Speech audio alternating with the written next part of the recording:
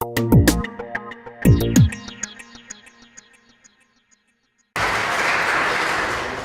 you. Can you hear me at the back? Can you hear me at the back?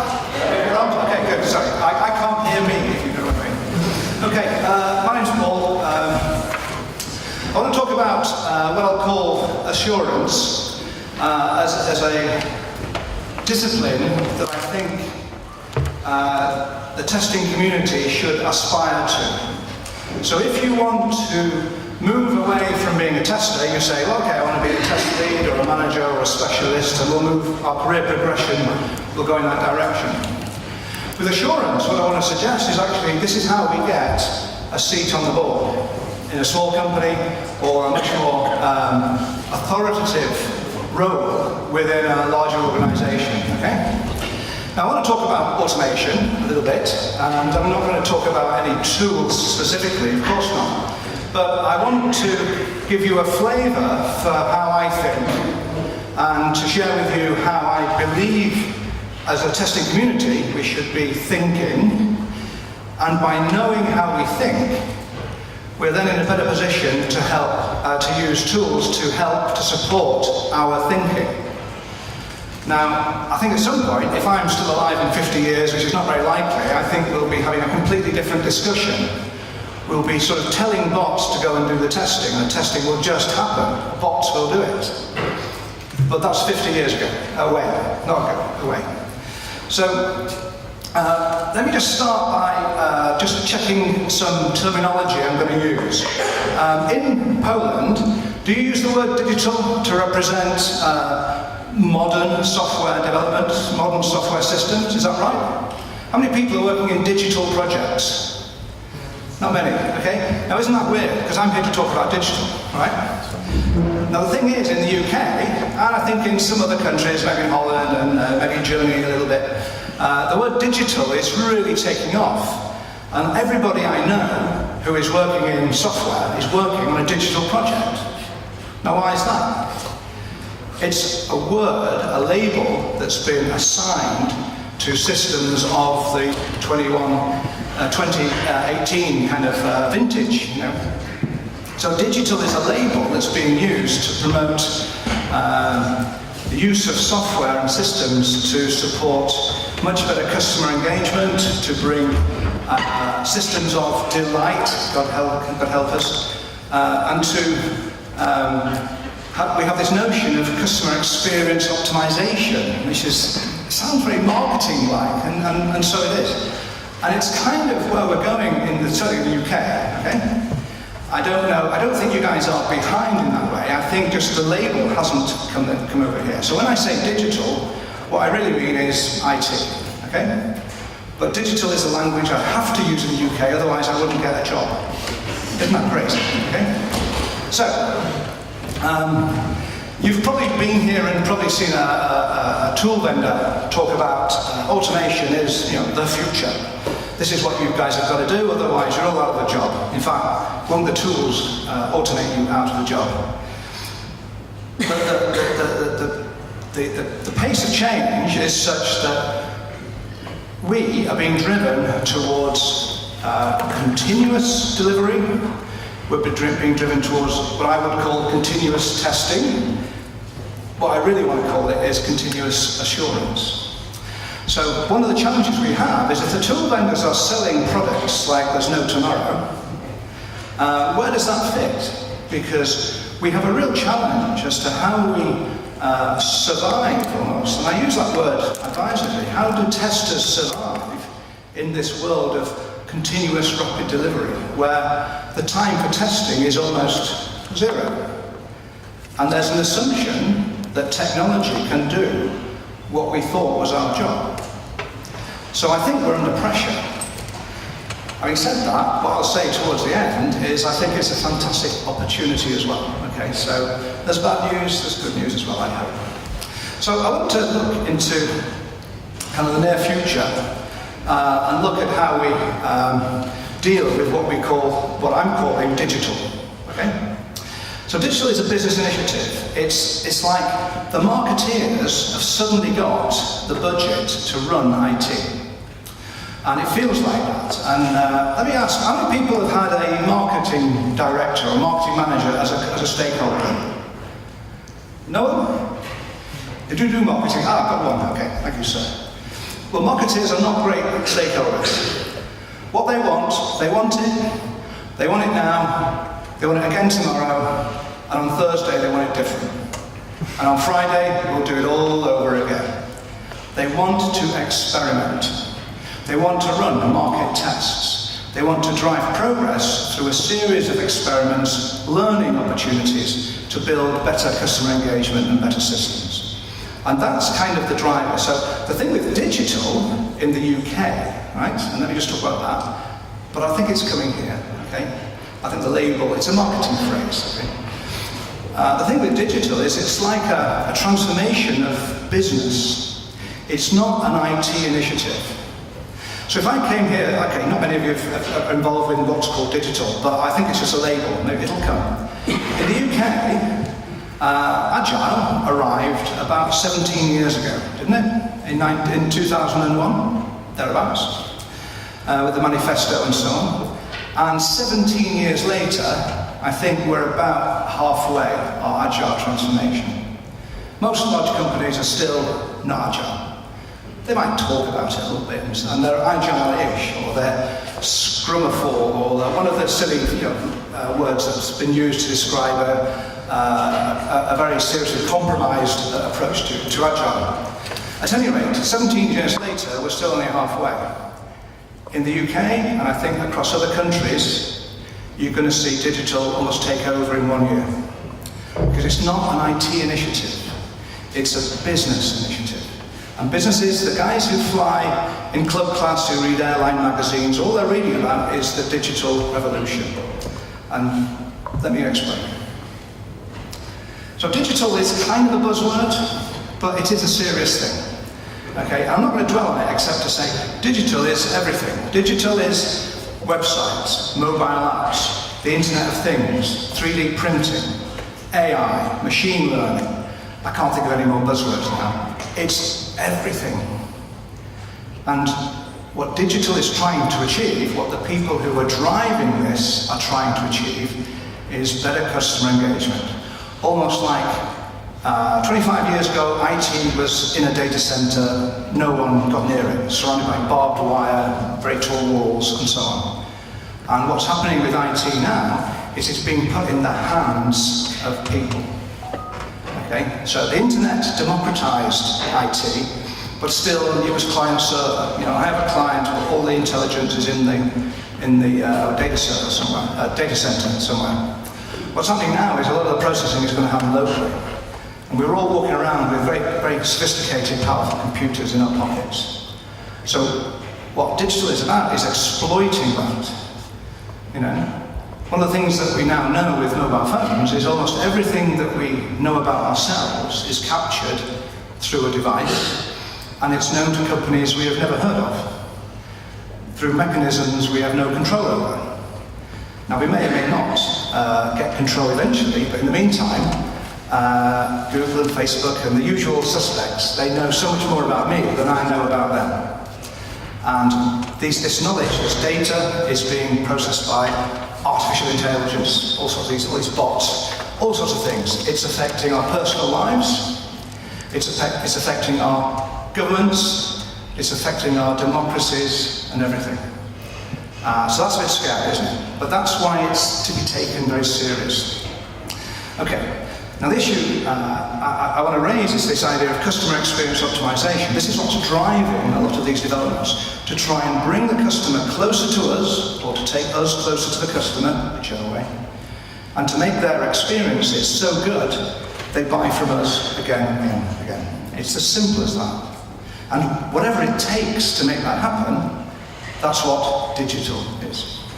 So, one way of looking at this, and I use the phrase, it's software development at the pace of marketing. Marketing is a bit like a John Wayne Western. It's all gunfights and bows and arrows and people falling off horses and getting killed and all that kind of stuff. It's completely chaotic. And that's the problem that we have. We've got to deal with a very chaotic stakeholder. Now your stakeholders today might be fantastic and wonderful, and they have a very good relationship, and they work at a reasonable pace, and they give you time and space and the money to do what you need to do to satisfy them. But it seems that digital is giving businesses an excuse almost to treat us like machines almost. Okay? So it has a downside, but it's very exciting, I would say. So in order to deliver endlessly, continuously, in a revolutionary way almost, to deliver functionality within 24 hours of an idea. So to have an idea in the morning and software in production in the afternoon, that's kind of where some people want to be. Which is crazy sounding, because we're still waterfall. It takes us 18 months to go through the product cycle to come from an idea through to delivery and implementation and production. It sounds insane. But the problem is with mobile apps in particular, is we're in an apps race. It's like an arms race. Okay? And it affects companies in different ways. Some companies are in it because they want to be proactive and take markets away from bigger players. But some companies have to do it because they know they will not survive unless they provide this wonderful customer experience. So automation is going to be a big deal. It's going to be thrown at you as a solution to a problem you didn't know you had. So how many people, can I ask, how many people use test automation today, to run tests? How many people? I think that's going to be everybody, even though half of you put your hands up. So if you don't do it yourself, someone else in your team is probably using automation. Okay, so it's everywhere. But I want to talk about automation, I'm in the round. But automation, it's believed that that will support continuous delivery, so it will. And it will support continuous testing, continuous assurance, I'll use that word. Because testing is more than testing, isn't it? Testing is more than running tests. So I'm going to use the word assurance as a label, as a bigger umbrella for it. So we have this notion of test automation through the shortened life cycle. The mantra used to be testing through the life cycle. Now it's test automation through the life cycle. And the pressure to do this is coming, or if it's not there already. But the problem we have, as everybody in this room knows, it's really hard to be successful with test automation. Okay? So we have this challenge. So I want to show you a little survey. And I don't want to spend any more moment on this, but this was a survey at the conference. It was like hands up, how many people have got test execution tools, 99%. And nearly everybody's got test automation tools. Okay? And forget all the other things, I'm more interested in the bottom questions. Have you achieved significant benefits? Less than 1%. Terrifying. Do you have shelfware? Have you got tools that you stopped using, you threw away, they didn't give you what you want? Nearly half. Did you experience significant problems? 3/4. Do you want more tools? Oh, yes, please. A recent survey. Well, actually, no, it's not so recent. This was 1997. Now, if I went to a conference like this one, not this one, but let's say another conference on test automation, people would be very enthusiastic and you wouldn't get the same answers. But if you look at the stakeholders for projects who have development teams who are using test automation, the success rate is low. Part of the assumption with automation is a tool equals a tester. And we all know that doesn't work. And yet the marketplace is being sold that idea by the vendors still. So we have a battle on our hands. Okay? So forget that. I just want to I drop that in because I've got it, if you know what I mean. But what I'm trying to say is that the progress we've made is not that great. It's better than 1% success rate now. There's no question of that. But it's not 100%, is it? A lot of us are struggling with automation and justifying it continuously and asking, is this giving us value for money? I've got a team of 5 people who create automated tests and are running automated tests, and those tests run and run and run and run, but I don't know what value I'm getting from all this. Maybe I'm getting some confidence that regressions aren't appearing, or maybe I'm getting no confidence at all because I don't know what these tests are telling me. So I want to talk about what goes wrong for a bit. I don't want to be kind of negative. So let me say this. The tools are very sensitive instruments, a bit like a surveyor, an engineer with a level. an engineer's level. And he's trying to spot a discrepancy or a movement in something or a change in level between wherever he is and the edge of a building to see if the building moves or whatever. And it's a bit like that with software, in that we're using very sophisticated tools to look at the movements in software. One way you could look at a test automation tool, a regression test tool, if you like, it's a bit like the regression test is like a mold, and the software is like the cast that fits it. So when the mold changes, the cast doesn't fit. If the cast changes, it doesn't fit. It's a bit like that. Now the thing is, we're using super sophisticated tools to measure the variations in things that are like that. A lot of the time, our software is not stable. Don't get me wrong, I'm not saying the software is of low quality. I'm saying it is changing so much that to maintain tools, and this is a perfect match between the mold and the cast, to keep that going, it's very expensive. And it's troublesome because we seem to be out of step with what our developers are doing. Okay? Because our developers seem to not have this problem. They just, if they're doing test-driven development, they amend their test, they amend their code, it all fits beautifully. But if we're a system tester at the end, or close to the end, we're not as aware of how these changes are happening. So we have to then amend our automation to match something that we're kind of guessing. So too often what happens is we don't change our tests, we run our tests, half of them fail. Half of them fail because of bugs, half of them fail is because the software has changed, and that's okay. And we have this continuous battle to keep up to date. And now someone is telling us that we're not going to even be allowed to do manual testing once the software is posted to some Git server in the cloud. The time between the developer saying commit and the time to deploying it into an acceptance test environment or production is almost zero. No time to do any recovery of the testing. So the automation isn't helping us at all. Now, if you like, why are we using tools? We're using tools to avoid regressions, avoid negative changes in functionality. So I use, regression test is kind of the wrong name. It's an anti-regression test, really, isn't it? It's a regression detector, let's say.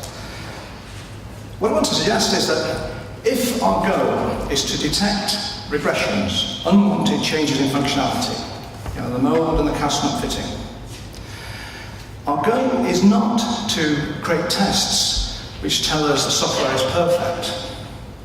Our goal is to tell us whether the software today works the same way as it did yesterday. And that's a different goal. So our test automation, when we're looking for regressions, is not about looking for perfection. It's looking for differences between yesterday and today. Okay? So, in order for us to be aligned with the software and our test automation efforts to be aligned with the changes developers make, we have to be aligned with those developers. Okay? And that's kind of obvious, isn't it? I hope I'm not going to get into an argument about that one. So we have to be much more into collaboration with the technologists, the people who are writing code. Okay? We have to collaborate. And we have to collaborate early. So I want to argue this. That testing and automation, okay, as we currently do it, it's not a problem of technology. It's a modeling problem.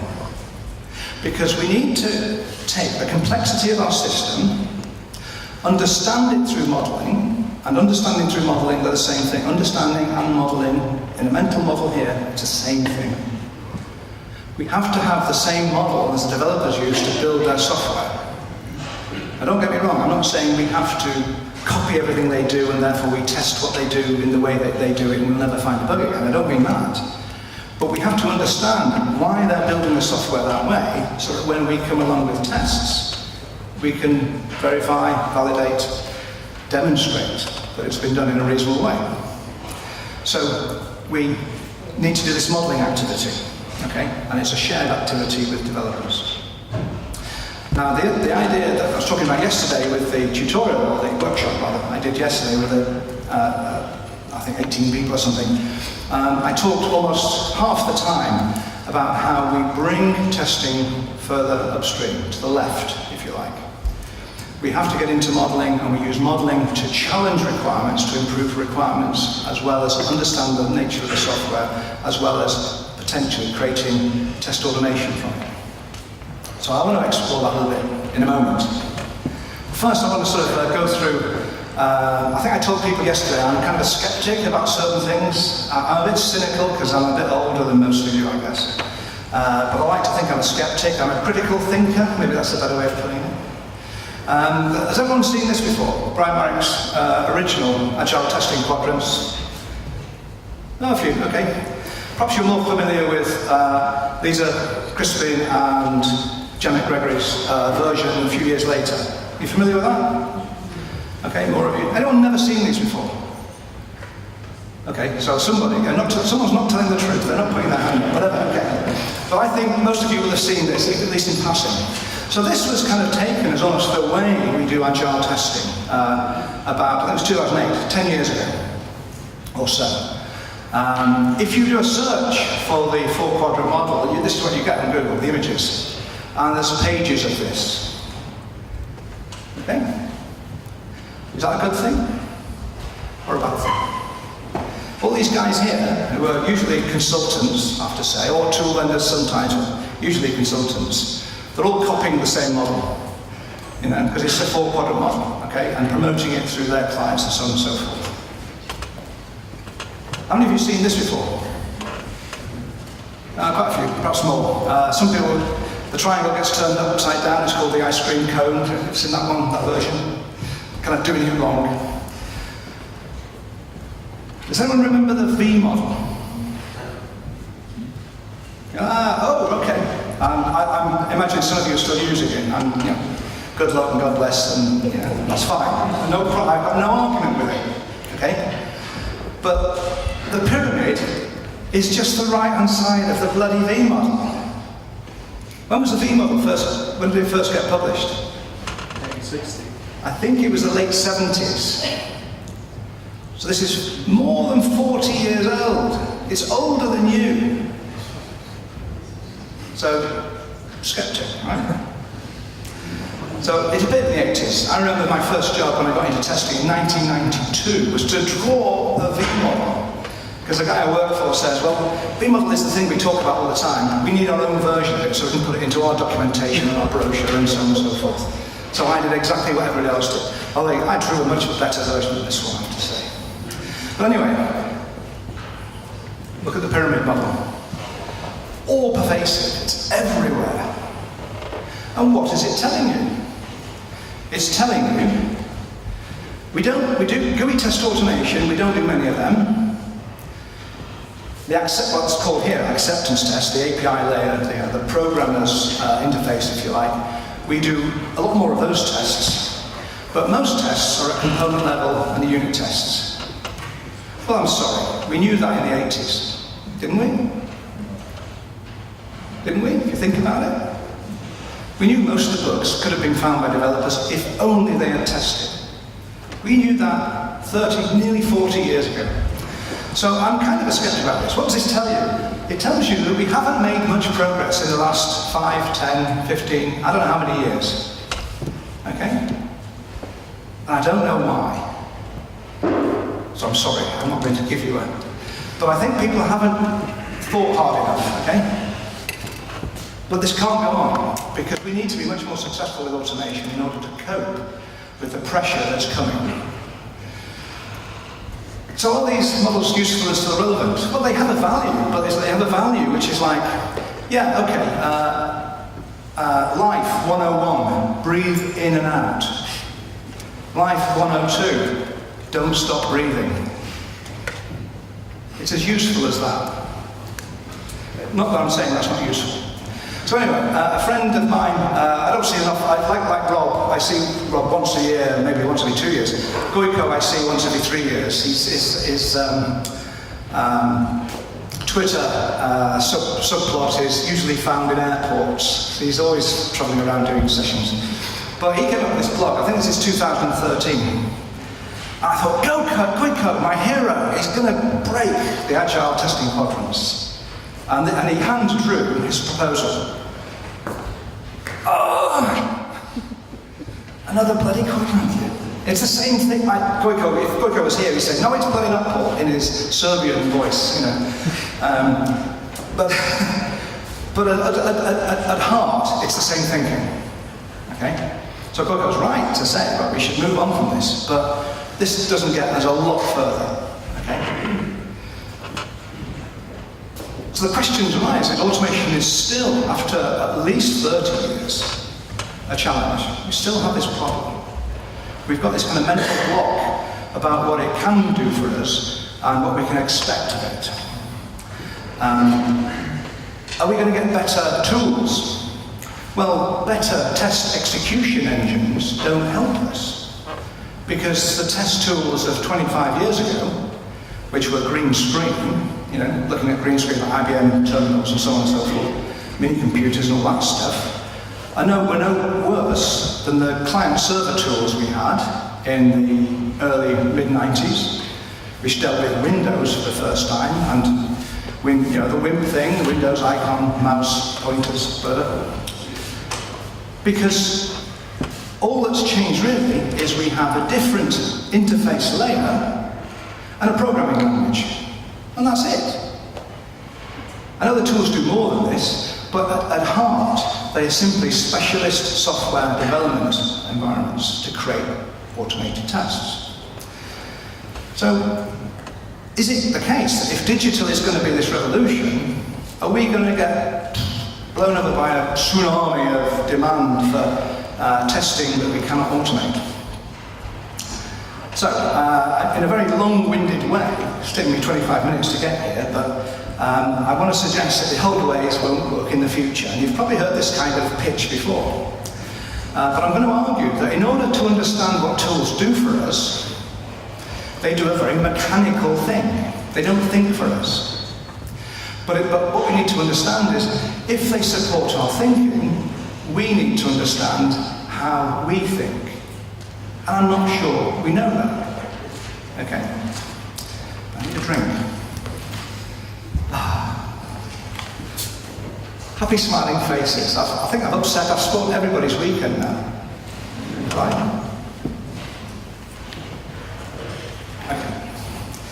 So, what I want to do now is just take you to a place you've not been before. And I did this with the guys yesterday in the class I ran. But what I'm going to say is this. We need to think about testing in a different way. We need to understand how we think about testing. And if we know how we think about testing, we know where tools might fit. That's my thesis. So tools don't think, they support our thinking.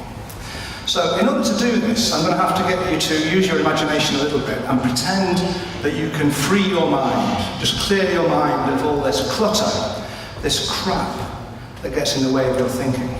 Okay? So it's a bit like Neo and Morpheus, in the Matrix, where he's trying to learn how to jump across buildings, and he's stood there. Keanu Reeves, he stood there, free your mind, he's going to jump over the... And he doesn't kind of make it, he just goes straight down, he doesn't die. Let me put it this way, free your mind.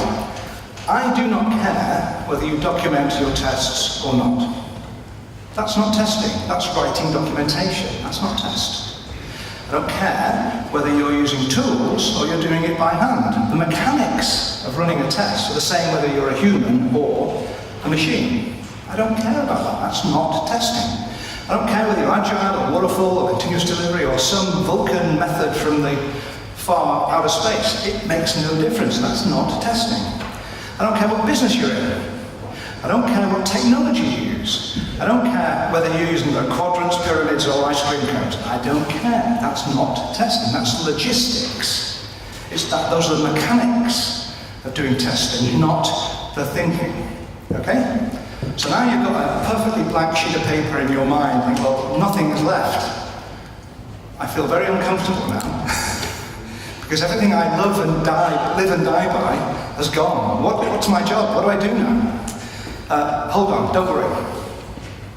So I'm going to walk you through a thought process of how I think we think. And I did this with some colleagues over the course of about 6 months or so. And I've been telling people this story for about 3 years now. And I don't know how many thousands of people I've spoken to, but no one's ever disagreed with me. Now that's remarkable, okay? And I'll come back to that in a moment. So let me make this statement, okay? Free your minds, okay? Blank piece of paper. All testing is exploratory. What do I mean? What we do is we explore sources of knowledge, sources of information. Could be a requirements document, it could be a design, it could be a user story, it could be a gherkin story with BDD and cucumber. It could be a conversation, it could be a little diagram on a whiteboard. It could be the old system that tells us what the new system should do. And the new system, that can tell me what the system does. Of course, it's a source of knowledge. These are all sources of information. Okay? It's quite complicated, isn't it? Because it's not like everything is in one place. It's all over the bloody place. Also, our own knowledge and experience is a source of information. Quite often our brain fills in the gaps of requirements because we know these things should work the way they should. But sometimes we're wrong. We also get all the prejudices and biases, and that's the source of information. It's a source of disinformation, isn't it? Okay, so we explore our sources. And what we do is we build models. We might write them down, but I don't care. We might never write them down. They might just be in our head. And when I talk about model making, in everything you see from now on in these slides, you can substitute the word understanding for models. We explore our sources of knowledge to build our understanding. How do we understand things? By building mental models. That's how it works, okay? So the way it works is like, okay, I've read all the documentation, I've interviewed all the people, I've had some conflicts resolved, I think now I understand, I get what the system should do, now I can test, I think. Because I know what the system is about, I know what it should do. So, we build our mental models that inform our testing. So our models don't give us tests on a plate, we have to do a bit more analysis. But if, let's say, our model is a flow chart, I can trace paths in the flowchart. If my model is a list of risks, I can go through the risks exploring how we would demonstrate the risks are not going to occur. It might be a state model, it might be a sequence diagram, it might be some doodle on a whiteboard with blobs and lines. I don't care. If it helps you understand, it's a useful model. Okay? That's it. That's testing. That's all we do as testers. It's all developers do when they test. It's all anyone does when they test. Source of information, mental models, write our tests and run them. So I want to walk through this process from kind of the top down, if you like. And I'm going to do this a bit faster than I did yesterday. I got caught up in a couple of conversations on this. You're going to have to trust me that it's not a lie, okay? It's not just a snake oil. On the left, we explore. This is our process. You know? We explore, as I said, to get information to build mental models. So we explore on the left, and at some point we think, aha, I understand what this software should be doing. And then I can make a prediction. I can create a test that has meaning and run that test. But what you find is when you start running tests, you think, it's more complicated, isn't it? It's not as simple as I thought. So we want to be over here on the right, but we find ourselves going back to the left quite a lot. Okay? And we go in this loop. Now in the middle of all this is this thing called judgment. And I'm not a brain surgeon, I'm not a psychologist or a psychiatrist or anything like that. I don't know what is in this green blob, but we have to make judgments. I think I know enough to begin testing. We make that judgment. And so on. So, if you like, on the left, exploration to understand what the system should do. Okay, that's what exploration is. We learn what it should do. And on the right, what we're trying to do is learn what it does do. Okay, I'm not talking about bugs, but if we have these two pieces of knowledge, we can make judgments on what the system does and whether it's a system that will do something useful for us. And of course, whether it's got bugs, of course. So, okay, so that's the high-level view. I want to say just briefly, I think developers have exactly the same problem as we have. Developers have to explore source of information, they have to build mental models or draw models down, and their goal is to write code. But they have the same exploration problem that testers have.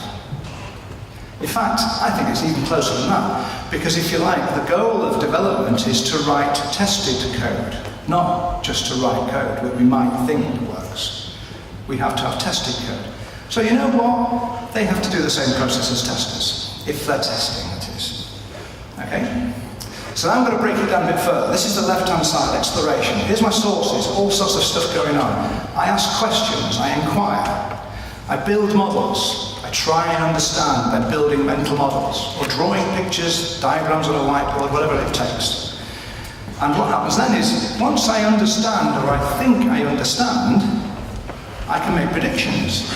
I can say, you know what, if I enter A, B, and C, my understanding says, well, I should see the system do D, E, and F. That's my belief, my understanding. What I can now do also, because I can make predictions because I have my mental model, I can go to my source of knowledge and say, if I do A, B, C, I think the system should do D, E, F. Is that correct? And what does the user say? Oh, that's perfect, Paul, well done, great stuff, good job. Sometimes. More often they say, no, how did you get that idea? Well, I read the spec. Oh, really? No. Or, how did you get that idea? Well, I read the spec and I thought this might be an exception that the spec does not handle. You're right, we haven't thought about that. We need to put some more material in the spec, get some more stories going and so on and so forth. Or, have you ever had this in a meeting? Oh my God, we better stop the project because that's the bigger problems we've ever seen and we can't go any further without rethinking the whole program.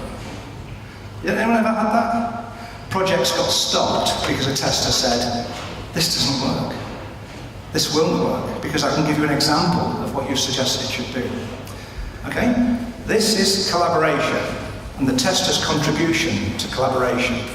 If you're anyone doing BDD, Cucumber stuff and SpecFlow and that kind of thing, anyone BDDing yet? Ooh, yeah, oh, thank you, yeah. This 10 or 20 there. This was inspired by BDD. BDD isn't about the tools, it's about collaboration, isn't it? Okay, now let's say we get to the point where we refine our models, the requirements are good, we've got some good user stories, or whatever it is we've got. I've got a model, I'm confident. The model informs my testing, okay? In that it helps me to derive tests, which I then apply. I don't care whether automated or manual. You can call this checking if you want, I don't mind, I'm good with that.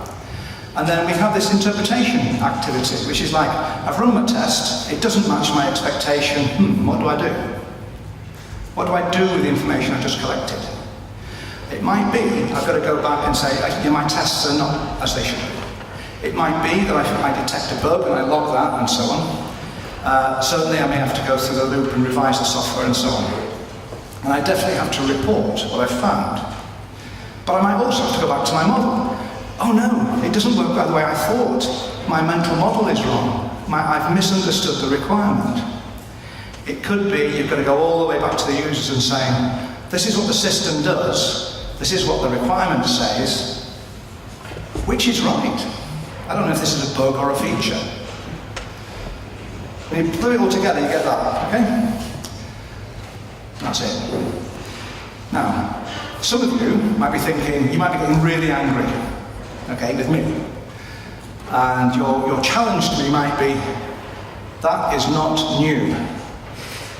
And as far as I'm concerned, if that's your challenge, I'm going to say, yes. Of course it's not new. We've been doing this for thousands of years, haven't we? If you say that's not new, I've cracked it. You're not challenging me. I'm just thinking, I've got a picture that I think reflects what you do. Okay? No one, and this is a challenge to you, no one has actually said, I think that's wrong, Paul. You've got one of the arrows is wrong, or you've missed a stage, or this, that, and the other. I've never had anyone challenge me and say it's wrong. And have an argument where I said, you're right, and changed it. Yet. Okay? So that's how I think we think. back to test automation. Now, test automation as a term, James Barker and Michael Bolton, for longer than I have been saying, that the term test automation is misleading. We're not automating testing, we're automating a part of what we call testing. What I would say is that test automation is applying. It's one way of applying our test. Okay? So it's only one activity in 10 on that model. Okay? So when you buy a tool, what you get is possibly a more reliable, faster way of doing that one activity in 10. That's what you get for your money and your effort. Okay? I don't mind if you want to call that checking. Yeah, checking. I think where I argue with the likes of James Barker and Michael Bolton is they see checking as something that's rather basic and not really the core of what testers do. Well, I would say in order to get to the point where you're doing checking reliably, you have to have an extremely good knowledge of what the system should do. You cannot create tests based on a poor model. You cannot create a model without good understanding of the requirement. You cannot do any of those things without the requirement being trusted. So although checking is a small part of the final thing, it's the icing on the cake. It's a piece of pure evidence that's coming from a lot of hard work. It's a very valuable thing. It's not something to be dismissed as, well, tools can do that, I do all the important stuff. That's not the way to think about checking. Okay? If anyone wants to argue about that, they'll have a drink later. So I want to move on to testers, DevOps, and continuous delivery. Okay? Are you all kind of stunned now? Have I kind of closed all conversation by saying this is perfect and you can never challenge it? I hope not. Okay? I want to give this to people to think for themselves, to say, well, how does this fit the way I work? And if it doesn't fit, maybe consider where there's a bit of a mismatch, what's going wrong. I recommend it to developers and testers. If a developer and a tester are having an argument, I would argue there's a good chance the developers are over here and the testers are still over here. So you might be able to use it as a way of resolving conflict. Okay, moving on. Right, so there's my picture. There's a left and there's a right. Okay? How I want to use it in this talk about automation is, I want to suggest this, that the thinking on the left contributes to the definition of the requirement. Okay? When you get involved with a user, your source of knowledge, and you're figuring out modeling, thinking, understanding, predicting, and then challenging through example, you are improving the knowledge of the team as a whole. You're adding a lot of value by doing that. It's not something that you should leave to other people. If you don't flush out problems with requirements, the developer will write some code that doesn't meet any requirement, and you'll do some tests that have a very poor foundation, and your automation will fail. And that's my case. So the models on the left, if you trust them, are blueprints, they're designs for the automation on the right. Okay? That's the way I think of it now. And if you're into automation, if you don't do the thinking on the left, I think you will fail. That's how I believe now what the model tells me, that's its value to me. So the summary of that is if you apply automation to muddled thinking, you'll get muddled automation. You'll just waste an awful lot of time. And if you're involved on the left, you can't test on the right, because you don't know what you're doing. Okay? One last thing on the model. It's not a process flow with inputs and outputs and a procedure and entry and exit criteria and all that kind of stuff. It's not. I think your brains are doing 3, 4, 5 of these activities at the same time, a lot of the time you're testing. Your mind is much smarter than you think it is. Okay? We can multi-process in this way. We don't know how it works. I don't know how it works, God knows. But I think that's how our brains work. So it's not a sequential process. It's not waterfall in the timing. That's not what it is. So, we need to talk about trust. and tests, automation, and trust. And the point I want to make here is, or the question I want to ask is, do you trust automation to do all your testing? Does anyone believe that? Does anyone think tools can do all our testing today, in the next 5 years, say? Maybe 50 years, we'll all be dead by then, but maybe 50 years, okay. Thank you, sir. I've got one customer. Okay. So we have 4 areas. We've got the checking that's done at various levels and the tests that can only be performed by a human. You know which tests only you can run. They are what they are. And you have a choice. You either do them manually and just fight the battle of saying, I have to have a manual test stage in order to do my job. But you have a little bit of a battle on your hands. The thing is, what I want to encourage you to think about is you have to kind of let go. You have to trust the tools. You have to trust the developers to do the job that actually they should do. Okay? So you need to have this kind of belief that your developers actually aren't incompetent fools. They're absolutely not incompetent fools, but they may not be the best testers on the planet.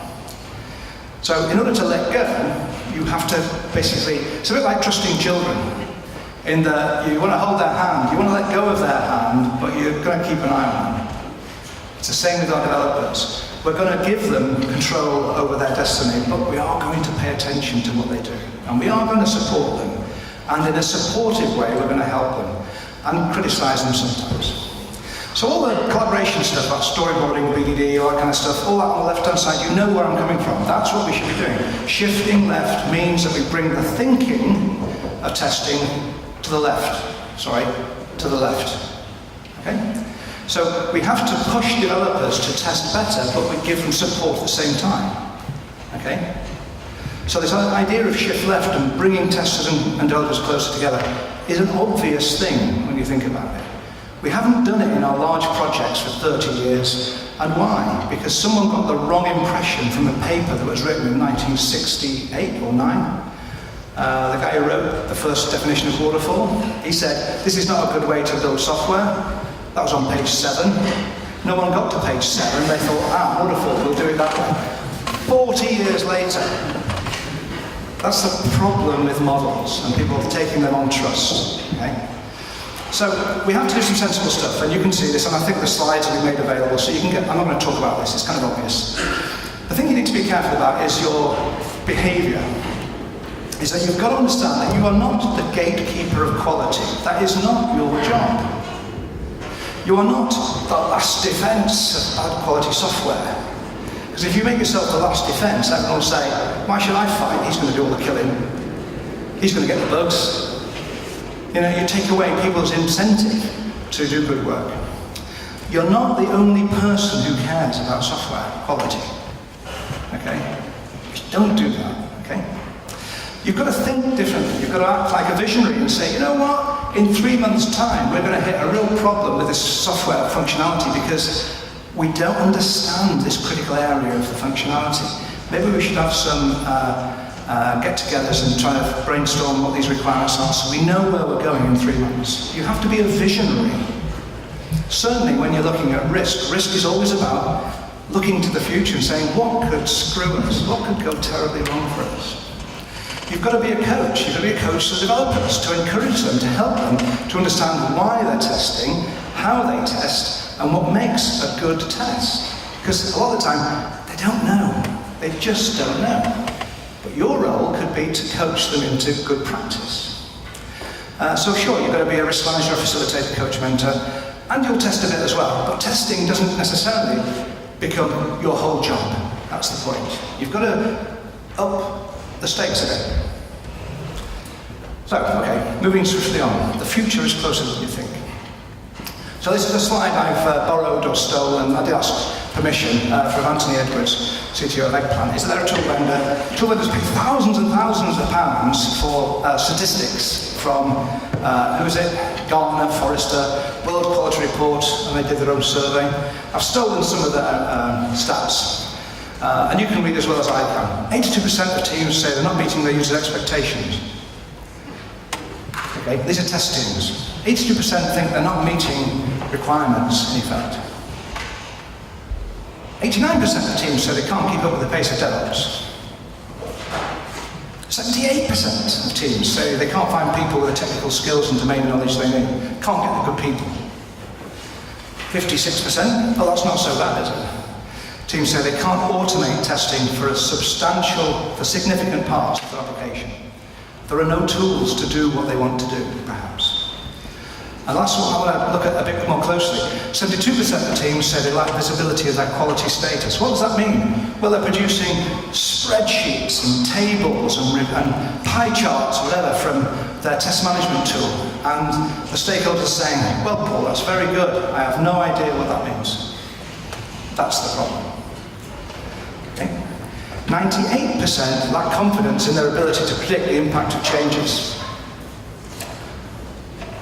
That's a problem, isn't it? And the impact of changes, what does that mean? Are we talking regressions here? No. We're saying when we change some software and deploy it to production, we have no idea what the impact on our users will be. Because our users are people we never actually see. We never actually meet them. We don't know how they think. We don't know how they behave unless we capture their behaviors in our apps. Okay? And that's kind of where the customer experience thing fits in. So one of the things about explaining what testing is and justifying what testers do and getting budget to do a good job is that you have to demonstrate through modeling what you are trying to achieve.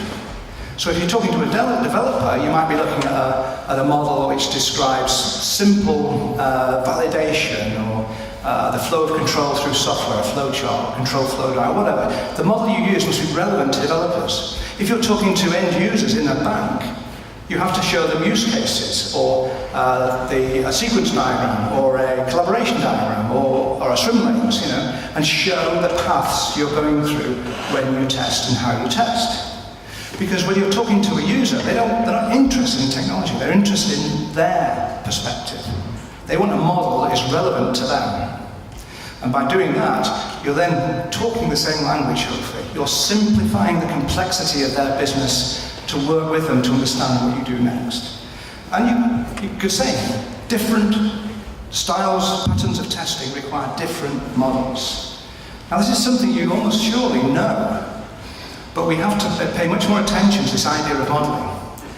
Now the tools coming comment is, I think the tool vendors now are building modeling tools behind which the test execution engines sit. So we're not going to write code to build test automation, we're going to use models, and those models could be the same models developers use to build their code. The same algorithms that we model to test must be the same algorithms that have been used to code. Because we have to follow the same path. We have to fit the cast into the mold and understand why that works. And be flexible when it comes to change. So when the developer's model changes, so does ours. So we talk to each other all the time. So what's coming soon? So I think, I have to say, I know a couple of companies who are putting almost all their eggs in one basket. Is that a phrase I can use in Poland? They're putting all their money into stuff like AI. They're not just doing lip service, it's not just a buzzword. They are investing in building tools which will be supported by machine learning and AI, and linking them with the tools that do what's called real user monitoring. That is, getting data from mobile devices in real time and using that to derive, to get insights as to how you go through the next iteration of software development. So with machine learning, patterns will evolve as to how you change code and how that affects your users in production. I think it's a year or two off, but it's coming, it's coming.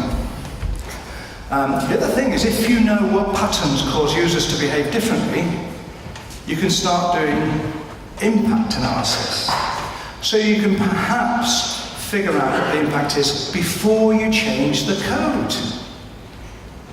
Now you think we should have been doing that 50 years ago.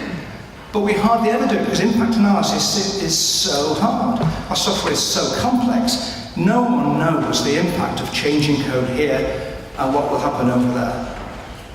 And actually, that's not the problem. The problem is changing code here. How will it affect our customers' experience?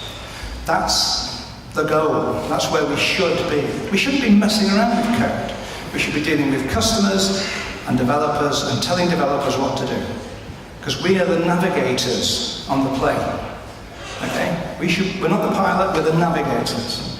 And the moment we don't get on the plane, so shift left, acting like a navigator is the metaphor I'm using more and more. So the opportunity is you guys need to change, okay? So I'm telling you, you've got to change, okay? Okay, what I'm telling you is be aware. Some of these things are coming sooner rather than later, okay? So just keep an eye out. You need to change, you need to think much more analytically, let's say. You need to get into modeling, even if it's a case of using whiteboards or scraps of paper and doodles, or sophisticated tools maybe. You need to move from passive collaboration, like you sit there in the retrospective and say nothing. And the developers and the product owner all have a jolly good conversation, and you just nod and say, yeah, I'll test whatever you throw at me. No, that's not good enough. You've got to get into that conversation and drive some of the thinking. You've got to challenge and refine requirements. That's part of our job. That's where we add more value than finding a bug, because we're preventing bugs and we're preventing the cost of bugs. We need to map changing requirements to business outcomes. Now, this is a business analyst job, isn't it? Well, not many teams have business analysts so much now. Who's going to do this? Somebody's going to take that role. Now, it might be some data scientist who knows nothing except accountancy. Nothing wrong with accountancy, okay? But what I mean is they have no insight. They only understand data. They don't understand the business. They don't understand the software. We've got to take that on. I don't think anyone else will. We've got to act like a pathfinder in projects. We've got to have, X-ray eyes to see what's coming and to give people, suggest to people, we should be thinking about this. We don't want to go down there. And what I want to say to you is that I think at the moment, digital isn't big here. It might be called something different. I don't care. But the way people are building systems is changing. And it's changing towards this kind of goal of customer experience optimization. Okay? Now my view is, the way we do that is we talk about assurance, a higher level activity than just testing. We do a lot more than just testing. So the opportunity is yours. I think there's a good career to be had if you can get into it soon enough. And with that, I think I've spoken quite enough. So I'm done. Thank you.